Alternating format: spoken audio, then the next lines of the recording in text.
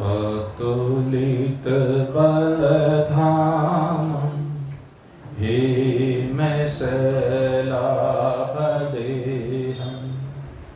तनुज बन कृशान ज्ञानिनामग्रगण्यं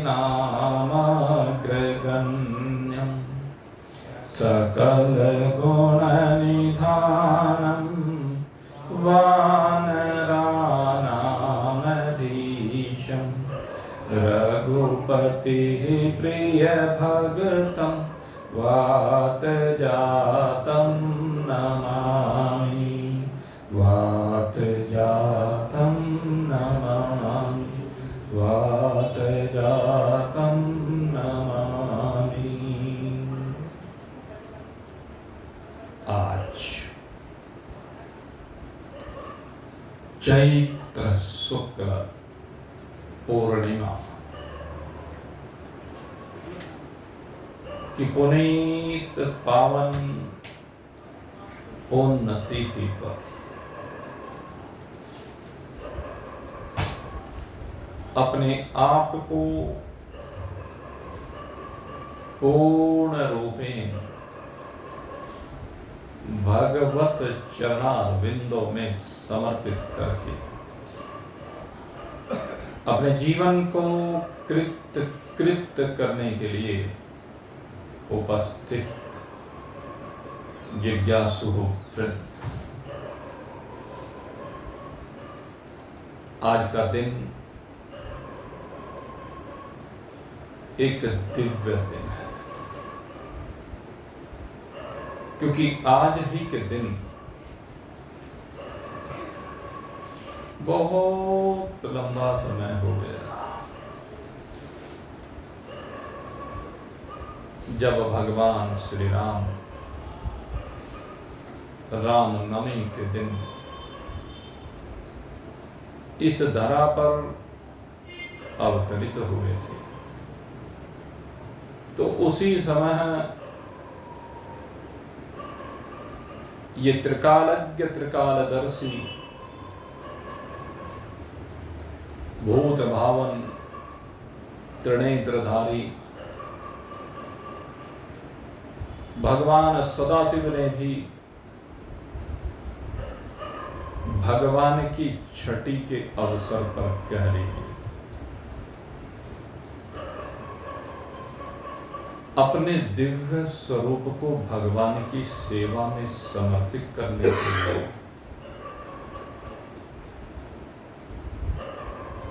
प्रकट किया था। श्री हनुमत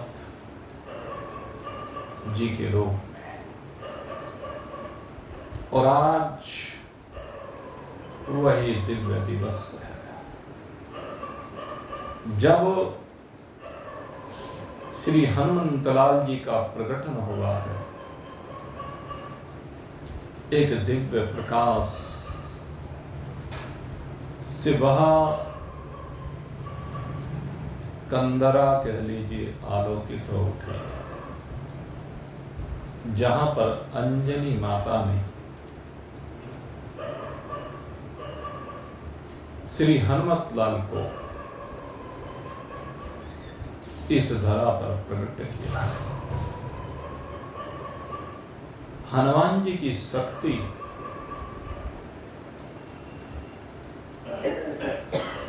जन्म के साथ ही प्रकट होगी।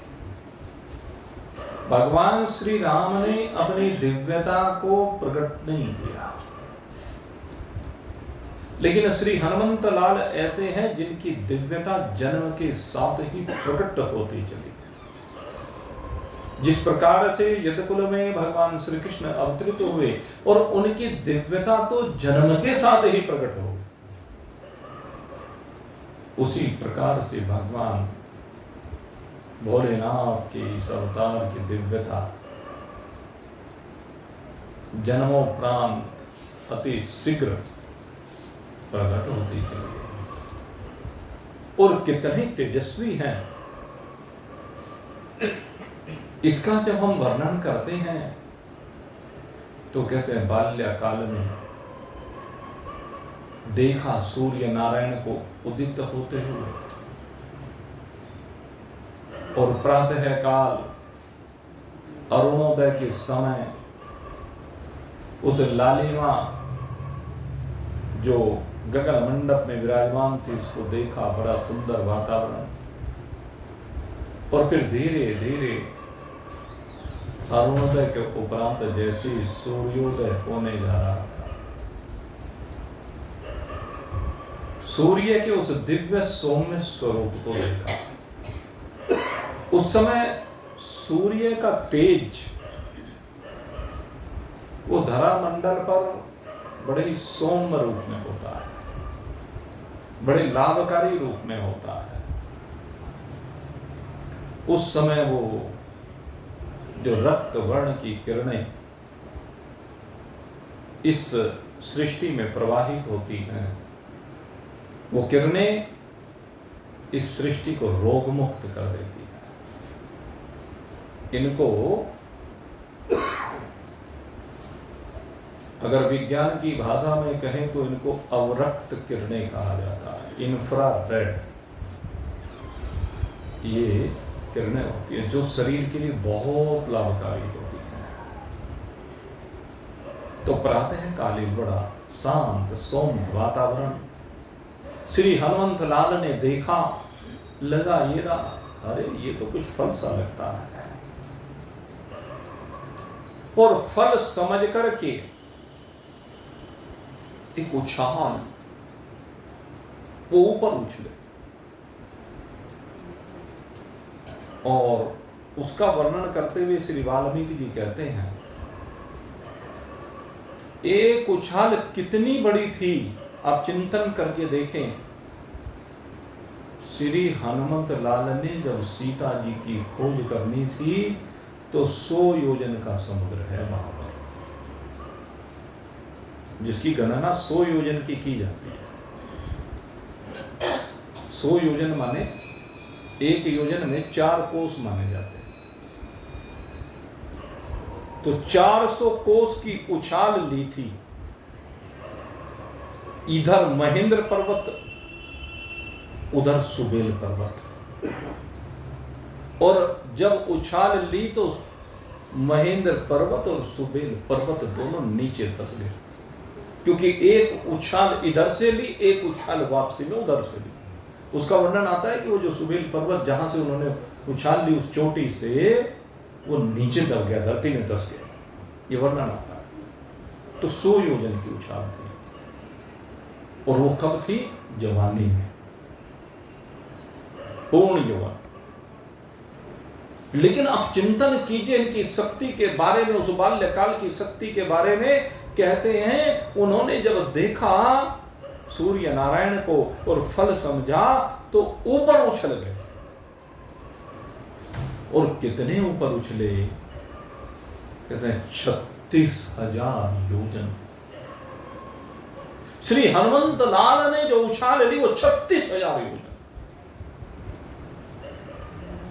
36,000 योजन की उछाल लेते हैं एक बार में। इतना आप चिंतन करके देखें। कहने को 36,000 योजन कितना होता है, जरा कल्पना कर सकते हो क्या? 36,000 को 4 से पहले गुणा कीजिए, 1,44,000 कोस हो गए। 1,44,000 कोस।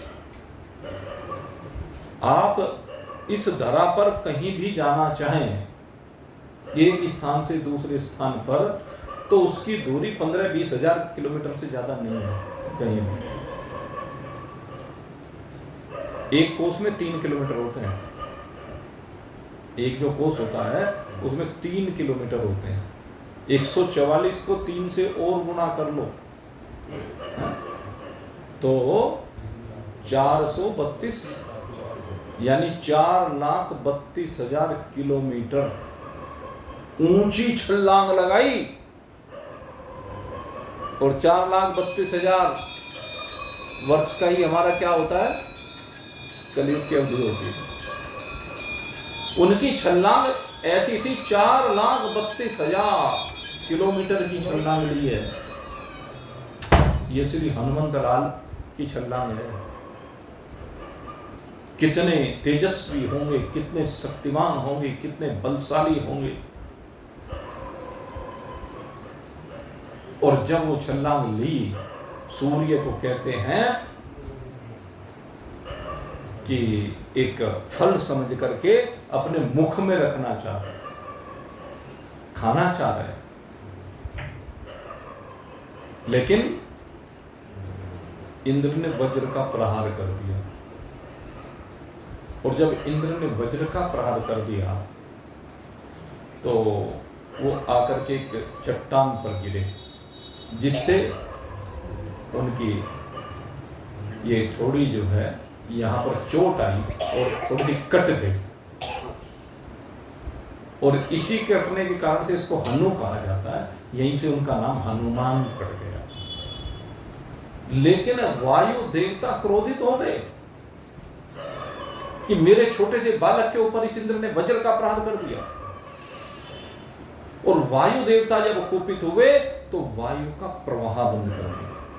कल भी मैंने आपको बताया था कि ध्रुव की तपस्या से वायु का प्रवाह रुक सा गया था, लेकिन यहां पवन देव ने जब देखा तो कुपित हो गए। और कुपित होकर के उन्होंने बहना बंद कर दिया। सारी सृष्टि के प्राण संकट में आ गए। खैर उस समय फिर ब्रह्मदेव आए और ब्रह्मदेव ने हनुमान को वरदान दिया।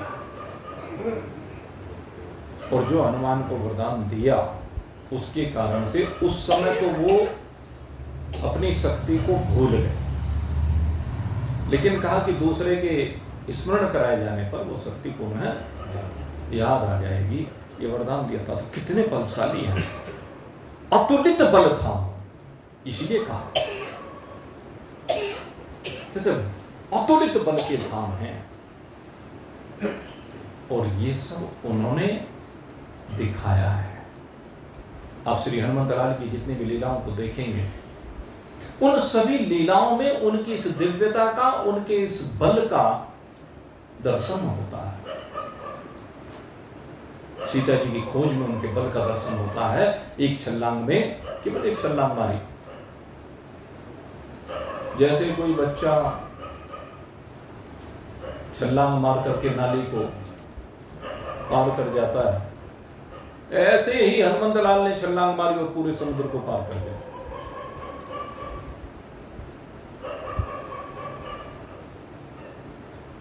और न केवल पार कर गए, आप देखिए असुरों के बीच में पहुंच गए। और असुरों की संख्या अरबों में है, उन राक्षसों की संख्या अरबों में है। वर्णन आता है उनके बीच में गए। और जब सीता माता कहीं दिखाई नहीं दी, सूक्ष्म रूप धारण करके सारे महलों में ढूंढ लिया, पूरा नगर छान मारा, पूरी लंका छान मारी। आप चिंतन करें, सारी रात विचरण करते रहे और विचरण करते करते कोई जगह छोड़ी नहीं। उनका वेग कितना होगा। रावण की हजारों स्त्रियों को देखा महलों में, और उन हजारों स्त्रियों को देखने के बाद कितने बुद्धिमान हैं, कितने ज्ञानी हैं। ज्ञानी नाम अग्रगण्य, इनको ज्ञानी नाम अग्रगण्य यूं ही नहीं कहा गया। ज्ञानियों में अग्र, सबसे आगे, सबसे ऊपर, सबसे पहले कह लीजिए गणना होती है इनकी। ज्ञानी नाम अग्रगण्य, सकल गुण निधान, समस्त गुणों की खान है। कि वो समझ रहे थे कि शायद रावण ने अपने महल में रख रखी होगी, ये आइडिया लगाया, लेकिन महल में सब जगह ढूंढने के बाद भी कहीं सीता जी नहीं मिली। तो फिर कोई नागरिक ऐसा नहीं था लंका का जिसके घर में जाकर के ना देखा हो। कितना भी तूफान की तरह, वो तूफान की तरह से गए।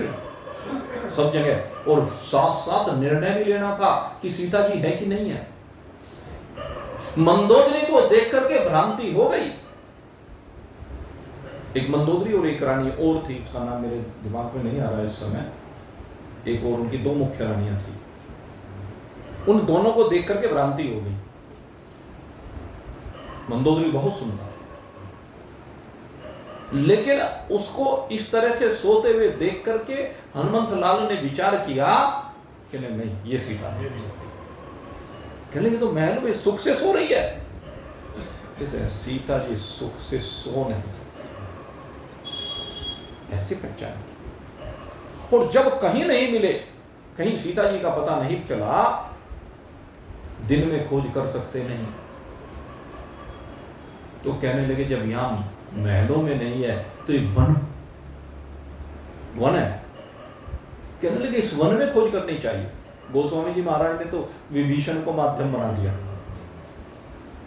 कि विभीषण ने बता दिया कि सीता जी अशोक वाटिका में है, लेकिन रामायण जो वाल्मीकि जी की है उसमें ऐसा कहीं वर्णन नहीं आता कि विभीषण जी ने बताया ना।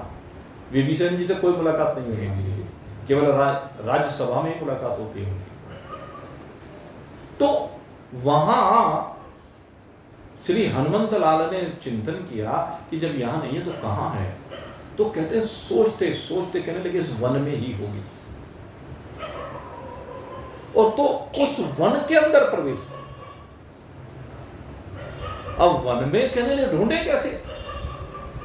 अब सबसे बड़ी समस्या वन में तो दुनिया भर के वृक्ष है, वृक्ष से भी वृक्ष है।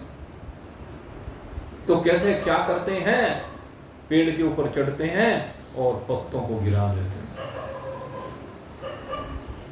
जिस समय आंधी चलती तो पेड़ के पत्ते झड़ते हैं। खोज करने का तरीका अपना है। आंधी चला और वो पत्ते कहते हैं नीचे गिरने लगे। क्यों? क्योंकि ऋतु उस समय भी सुंदर ऋतु थी, सुखद ऋतु थी।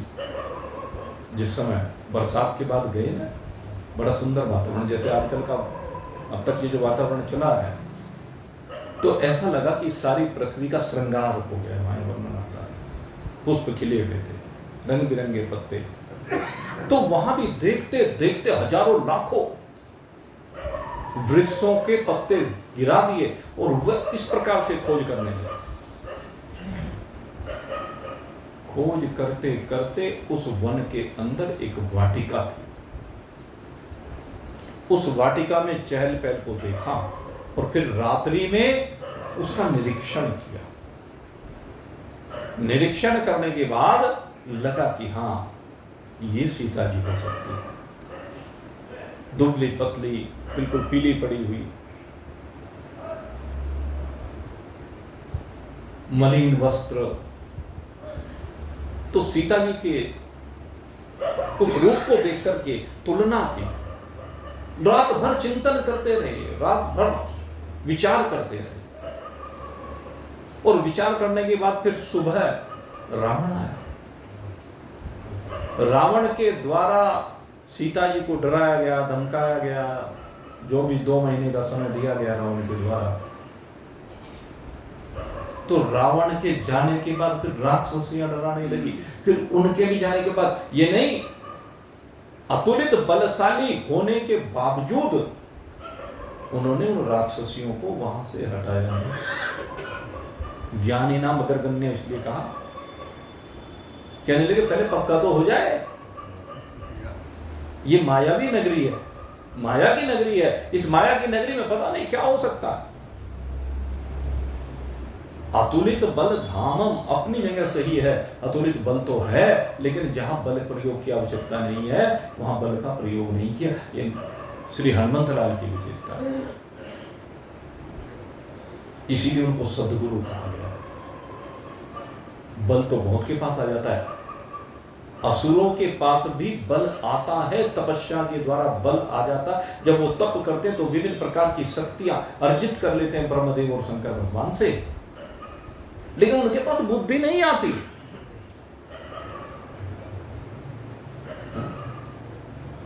हनुमान जी के पास बुद्धि भी है। बल बुद्धि विद्या देह मोहि, इसीलिए तो मांग रहे हैं वो। जिसके पास जो होता है वही तो मांगा जाता है। बल बुद्धि विद्या देह मोहि हरहु क्लेश विकार। बल भी दो, बुद्धि भी दो, और क्लेश विकारों का हरण करो। इसलिए श्री हनुमंतलाल जी को ज्ञानियों में अग्रगण्य कहा गया। उन्होंने प्रतीक्षा की, शांति के साथ प्रतीक्षा करते रहे, अवलोकन करते रहे, और फिर भी एकदम जब वे राक्षसियां एक ओर हट गई तब भी एकदम सामने नहीं गए। कहने लगे मैं अगर एकदम सामने जाऊंगा डर जाएंगी, पता नहीं कौन है क्या है। तो वहां पर बुद्धि का उपयोग किया कि मुझे क्या करना चाहिए। रामचंद्र गुण बरनहि लागा, रामचंद्र गुण बरनहि लागा, सुनतहि सीता कर दुख भागा। उन्होंने वहां पर क्या किया, भगवान राम का चरित्र, वो कथा का गायन प्रारंभ किया, प्रारंभ से गायन किया। महाराज दशरथ का वर्णन किया। इक्ष्वाकु वंश में दशरथ जी राजा हो गए, उनके पुत्र भगवान श्री राम पिता की आज्ञा का पालन करने के लिए वन में आए, और किस किस प्रकार से वहां फिर असुर रावण ने सीता जी का हरण किया, वो सब कथा। उसके बाद की कथा, क्योंकि सीता जी को वहां तक की कथा पता, उसके बाद राम जी का वो चरित्र जो सीता जी के सामने नहीं है प्रकट, उसको प्रकट किया कि कैसे सीता जी की खोज की, कि सीता जी की खोज करने के लिए रामचंद्र जी किस प्रकार से वन में विचरण करते करते सुग्रीव के साथ मित्रता करते हैं, बाली का वध करते हैं। संपाति ने बताया है। उसके बाद सारा विषय रामचंद्र गुण वर्णनी, भगवान के दिव्य गुणों का बखान किया है। और सीता जी ने राम जी के जब गुणों को सुना, राम जी की लीला को सुना, भाव विहर हो गई। लेकिन फिर से वह कि यहां राम का गुण गाने वाला कौन आ गया, राम का गुण गाने वाला यहां इस असुर नगरी में कैसे आ सकता। पेड़ पर ही बैठे गाते रहे, और जब संशय देखा कि ऐसे बात नहीं बनेगी, तो सूक्ष्म रूप धारण करके सूक्ष्म रूप धरी सिंह भी दिखा, सूक्ष्म रूप में सीता जी के सन्मुख एक बाधक रूप में आए, और आकर के मानवीय भाषा में बात की है। आते मैं उनका दूत हूं, उनका दास हूं, आपके चरणों में प्रणाम करता हूं।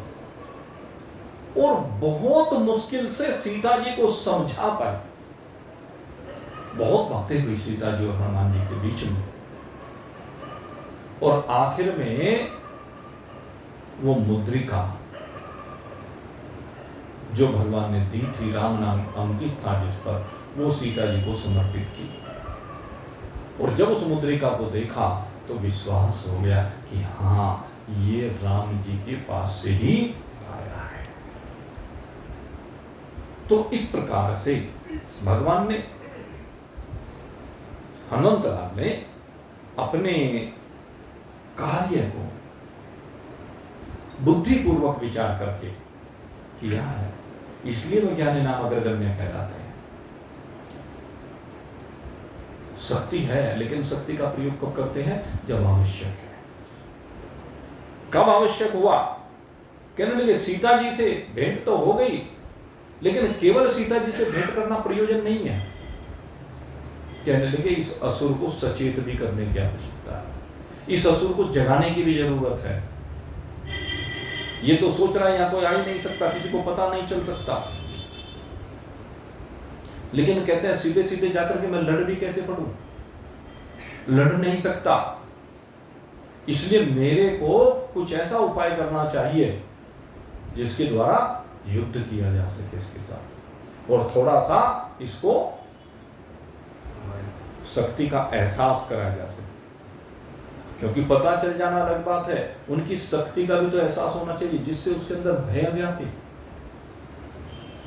भय भी न हो न प्रीत, ये भी एक सूत्र है ना।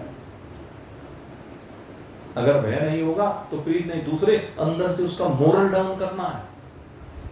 जब मैं यहां हूं तो इसका मोरल डाउन करके जाऊं, जिससे जब राम जी के साथ युद्ध होगा तो ये उनकी शक्ति को लेकर के सशंकित रहेगा, डरा डरा रहेगा। इसलिए श्री हनुमत लाल जी वहां पर अब शक्ति प्रदर्शन करने का तरीका ढूंढते हैं और वहां पर उस वन को उजाड़ने लगते हैं, वृक्षों को उखाड़ उखाड़ करके फेंकने लगते हैं। जो रक्षक थे मार डाले। कुछ राक्षसियां दौड़कर रावण के पास गई। रावण ने कई किस्तों में कभी किसी को, कभी किसी को, कभी किसी को, कई योद्धाओं को भेजा, सेनापतियों को भेजा, सबको मार डाला। रावण का पुत्र अक्षय कुमार आया युद्ध करने के लिए, उसके साथ में बड़ा भयंकर युद्ध, उसको मार डाला। आखिर में इंद्रजीत को भेजा और इंद्रजीत के साथ जब युद्ध हुआ, इंद्रजीत अंतर ध्यान की कला को जानता। इंद्रजीत के अंदर एक ये कला थी, वरदान था कह लीजिए, कि वो अंतर्धान हो जाता था युद्ध में। तो हनुमत लाल जी ने उसे भी परास्त कर रखा था। आखिर जब वो परास्त हो गया, परेशान हो गया कि अब तो बचेगा नहीं, तो उसने ब्रह्मपाश छोड़ दिया। अब हनुमान जी पर ब्रह्मपाश छोड़ा और हनुमान जी को ब्रह्मा जी से वरदान प्राप्त था। क्या वरदान प्राप्त था कि ब्रह्मपाश में उसका कोई प्रभाव हनुमान जी के ऊपर नहीं होगा। ब्रह्मास्त्र का भी प्रहार हनुमान जी के ऊपर लोगों हो जाएगा, निष्प्रभ, कोई प्रभाव नहीं होगा। ये वरदान प्राप्त था हनुमान जी को। लेकिन आप देखिए, सब असुरों को मार डाला, मेघनाथ को भी परास्त कर दिया, लेकिन जब ब्रह्मपाश छोड़ा तो उसमें बंध गए। अब ये क्यों बंधे? चाहते तो जब ब्रह्मपाश में तो बंध ही नहीं सकते थे। ब्रह्मपाश में तो उनको वरदान मिला हुआ है कि बंध नहीं सकते, लेकिन उसके बावजूद बंध गए। कहते उसी समय उन्होंने विचार किया कि तेरा आने का प्रयोजन राक्षसों को मार के जाना नहीं है केवल। कहने लगे अब चूंकि रावण ने अपने श्रेष्ठतम सबसे बलशाली योद्धा को यहां पर भेजा है, जब सबसे श्रेष्ठ योद्धा को भेज दिया, कहते अब अवसर है, क्योंकि इसके बाद तो रावण ही रह जाता है और मुझे रावण से भेंट करनी है। इसलिए भेंट करने का प्रयोजन जान करके अपने बल को उठाकर एक तरफ रख दिया और बंधने का नाटक कर दिया। ब्रह्मपाश में बंधने के बाद भी असुर कोई निकट जाने की हिम्मत नहीं कर रहा है। इंद्रजीत ने कहा इसे रस्सियों से बांध करके ले चलो। रस्सियों से बांध करके हनुमान जी को लेकर के गए और वहां रावण को परामर्श दिया। और रावण को जब परामर्श दिया, नहीं माना और रावण की सभा में रावण के सामने ऐसे डट कर के खड़े रहे और उसको ऐसे वचन जो कहे नहीं जा सकते किसी के द्वारा, वो हनुमान जी कहते हैं आग बबूला हो गया। रावण त्रिलोक ये रावण के सामने इतनी हिम्मत, इतनी दृढ़ता, कहने तो ये मार डालूंगा, लेकिन वहां पर भी भीषण जी खड़े होते हैं। तब ये भी भीषण जी का प्रकरण यहां पर आता है। तब वो कहते हैं कि दूत को मारना किसी भी शास्त्र में लिखा नहीं गया। आप धर्मज्ञ हैं, वहां कहते हैं आपने वेदों का अध्ययन किया है, ये तो नियम है कि दूत के अंग भंग कर दिया जाएगा यदि वो कोई दुर्वचन कहता है, वो सम्मान में गुस्ताखी करता है। और विभीषण जी के परामर्श पर फिर आप जानते हैं रावण ने श्री हनुमान जी की पूंछ में कहने लगे आग लगा दो। अब तेल लाए, कपड़े लाए, लपेटने लगे, लपेटते गए और वो लपेटने के बाद कहते हैं जिस समय ये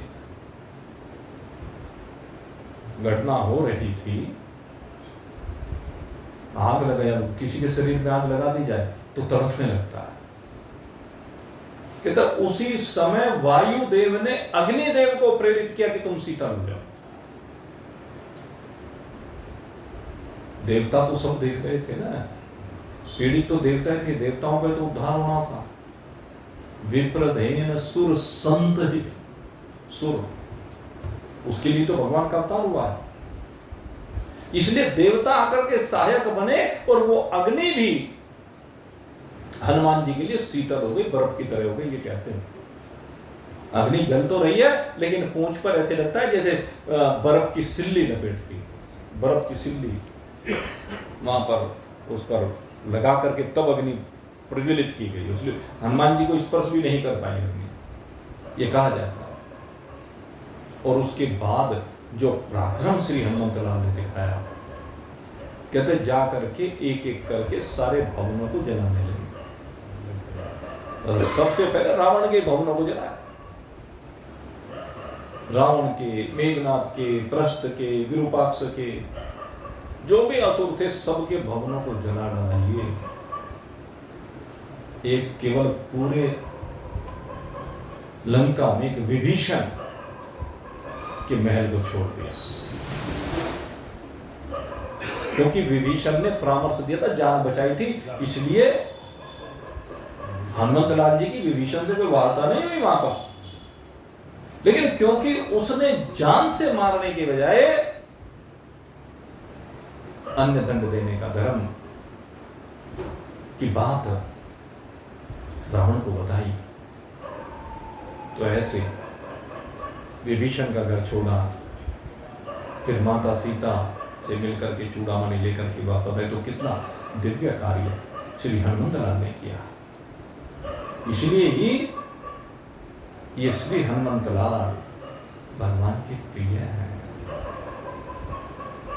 तुम मम प्रिय भरत सम भाई, भगवान कहते हैं तुम मुझे भरत के समान प्रिय हो। भरत जितना प्रेम श्री हनुमंत लाल से करते हैं, और कहते हैं भगवान श्री राम भरत से ज्यादा प्रेम किसी से नहीं करते थे। इसलिए भरत जितने प्रिय हैं, और न केवल प्रिय हैं, भगवान ने अपना पार्षद बना दिया। श्री हनुमंत लाल को पार्षद बनाया। जैसे जय और विजय वैकुंठ में पार्षद हैं, ऐसे इस मृत्यु लोक में भगवान के पार्षद श्री हनुमंत लाल है। ये हनुमान जी के ऊपर कृपा भी है। राम दुआरे तुम रखवारे, होत न आज्ञा बिनु पैसारे। सीधा सा सूत्र दे दिया। अगर किसी को राम को प्राप्त करना है तो पहले श्री हनुमंत लाल को ले जाना पड़ेगा, उनको प्रसन्न करना पड़ेगा। अगर हनुमंत लाल को आपने प्रसन्न कर लिया तो रास्ता खुल गया, क्योंकि हनुमान जी जितना प्रिय है भगवान को कोई दूसरा है नहीं। और जिस पर हनुमान जी ने मोहर लगा दी उसका बेड़ा पार हो गया, क्योंकि काम ही हनुमंत लाल जी ने ऐसे किया है। और इन कामों के पीछे कोई स्वार्थ नहीं है। श्री हनुमंत लाल जी ने रात रात में द्रोणागिरी पर्वत को लेकर के आए, मृत संजीवनी बूटी लेकर गया है। कितना बड़ा उपकार है। लक्ष्मण के प्राण लाय संजीवन लखन, लखन के प्राण बचाए हैं संजीवनी बूटी ला करके। और उसके बाद भी कोई इच्छा नहीं, कोई वासना नहीं, कोई तृष्णा नहीं, कोई कामना नहीं, निस्वार्थ। सबने पद लिए। आप जानते हैं सब पद ले रहे हैं, और हनुमान जी दूसरों को पद मिलते हुए देख करके, दूसरों को प्रशंसा मिलते हुए देख करके, दूसरे का सम्मान होते हुए देख करके आनंदित हो रहे हैं। यह हनुमान जी की विशेषता है। यहां तो भाई कोई सम्मान मिल जाए तो दूसरे भाई को जलिस हो जाती है, लेकिन श्री हनुमंत लाल की विशेषता है जब पद मिल रहे थे राम भक्तों को तो उनको देख करके प्रसन्न हो रहे थे। हाँ, ये वित्त मंत्रालय को बढ़िया संभालेगा, ये रक्षा मंत्रालय को बहुत बढ़िया संभालेगा। भगवान जी ने किसका चुनाव किया, ये भगवान जी का कितना प्यारा है। खुश हो। माता सीता कहती है देखो कितना खुश हो रहा है दूसरे को सम्मान मिलने पर, कि नहीं इसको भी तो कुछ सम्मान दो, इसको भी तो कोई पद दो। कि नहीं हनुमान जी इधर आओ जी, प्रभु कहिए। कहने लगे देखो सबको पद बांटे जा रहे हैं, मेरे तो दिमाग में नहीं रही, तुम्हारी माता के दिमाग में आया। अरे तुम भी तो कोई पद लो, बोलो कौन सा पद चाहिए, जो सा पद तुम कहोगे, जितने पद तुम चाहो वो मैं तुम्हें दे दूंगा। कहने लगे प्रभु सचमुच में दोगे? कहने लगे हाँ दूंगा, क्यों नहीं दूंगा। अरे तेरे लिए तो मैं सब कुछ करने के लिए तैयार हूं, तू एक बार मांग तो सही। भगवान के चरणों में लेट गए, लेट करके भगवान के पग पकड़ लिए। प्रभु बस मुझे तो अपने दोनों पद दे दीजिए, इन चरणों की सेवा दे दीजिए, इसके अलावा कोई दूसरा पद नहीं चाहिए। कहने लगे कितना भोला है तू। माता सीता कहते हैं कितना भोला है, तुझे कोई पद नहीं चाहिए। कहते मां अगर यदि ये पद मिल जाए तो भव तर जाए। जिसको ये राम पद मिल जाते हैं, जिसको राम जी के चरणों की रंज मिल जाती है, वो भव से पार हो जाता है। इसलिए मुझे कोई दूसरी चीज नहीं चाहिए। विभीषण जी बड़ी सुंदर माला लेकर आए थे, वो माला दी, लेकिन उस माला को भी देख रहे हैं, एक एक मणके को देख रहे हैं, एक एक मोती को तोड़ तोड़ करके देखने लगे। विभीषण जी से देखा नहीं गया, इतनी कीमती माला ये तोड़े जा रहा है, एक एक मोती को तोड़े जा रहा है। कहने लगे क्या कर रहा है? कहने लगे इसमें ढूंढ रहा हूं कुछ, मुझे बताया कि बड़ी कीमती है, लेकिन मुझे तो इसमें कुछ दिख नहीं रहा है कि क्या देखना चाहता है। ये तो पत्थर है, पत्थर है बड़ा कीमती, कि पत्थर भी कीमती होता है, पत्थर तो पत्थर होता है, मिट्टी होता है। मेरे लिए तो कीमत उस चीज की है जिसमें राम जी बैठे हूं। कहने लगे भाई इस पत्थर में कहां से राम जी दिखाई देंगे। कहने लगे अगर भाव हो तो पत्थर में भी राम जी हो जाते हैं, प्रकट हो जाते हैं। ये तो भाव की बात है, तेरे अंदर भाव नहीं, इसलिए तेरी इस मोतियों की माला में भगवान जी नहीं। कहने लगे क्या बात करता है, भगवान जी तो तेरे शरीर में भी नहीं, ये भी तो मिट्टी है, एक दिन मिट्टी हो जाना है। जब इसमें से प्राणों का संचार बंद हो जाएगा तो ये भी मिट्टी हो जाएगा। कहने लगे किसने कहा कि इसमें राम जी नहीं है? अरे हरि व्यापक सर्वत्र समाना, प्रेम अति प्रकट होनी में जाना। विभीषण जी तुम जानते नहीं हो, हरि तो सर्वत्र समान रूप से विद्यमान है, लेकिन बस प्रकट वहीं होते हैं जहां प्रेम होता है। कहने अच्छा तेरे शरीर में भी भगवान है? कहने लगे हाँ। तो दिखा। कहने लगे ले, और श्री हनुमंत लाल जी ने आओ देखा मैं ताओ, तुरंत अपने हाथ सीने पर लेकर के गए और नाखून से सीने को फाड़ चीर डाला। और जैसे ही चीरा देखा सबने हनुमंत लाल जी का दिव्य हृदय, और भगवान देखा उस हृदय में वो दिव्य, वो अलौकिक आभा से संयुक्त भगवान श्री राम और माता जानकी के दिव्य स्वरूप को, जो राज सिंहासन पर बैठे हुए श्री सीताराम जी हैं, वही दिव्य स्वरूप हनुमान जी के हृदय में विराजमान है। ये है प्रेम की बात, ये है हृदय में प्रेम। प्रेम से ही भगवान प्रकट होते हैं। श्री हनुमत लाल ने सिद्ध करके दिखाया। मेरे मित्रों, प्रेम ही परमात्मा का स्वरूप है। आज के दिन ये श्री हनुमत जयंती का दिव्य अवसर, हमें उनसे प्रेरणा यही लेनी है कि हमारे हृदय में प्रेम जागृत हो, हमारे हृदय में प्रेम की रसधार बहे, और वो प्रेम की बहती हुई रसधार राम जी को विवश कर दे कि वो आपके हृदय में साकेत से आकर के विराजमान हो। ये सबसे बड़ी बात है। अगर ये इस शरीर के रहते रहते कर लिया तब तो कल्याण हो गया, और अगर यदि नहीं कर पाए तो शरीर का मिलना व्यर्थ हो गया। ये शरीर मिट्टी ही रह गया, मिट्टी में ही मिल जाएगा, मिट्टी से अलग कुछ नहीं। लेकिन जब भाव बन जाता है, प्रेम हृदय में आकर के विराजमान होने लगता है, तो बढ़ते बढ़ते बढ़ते प्रेम की प्रकाष्ठा होने पर राम जी को आपके हृदय में प्रकट कर देता है। राम जी आपके हो जाते हैं, आप राम जी के हो जाते हैं। राम जी मेरे हैं और मैं राम जी का हूं।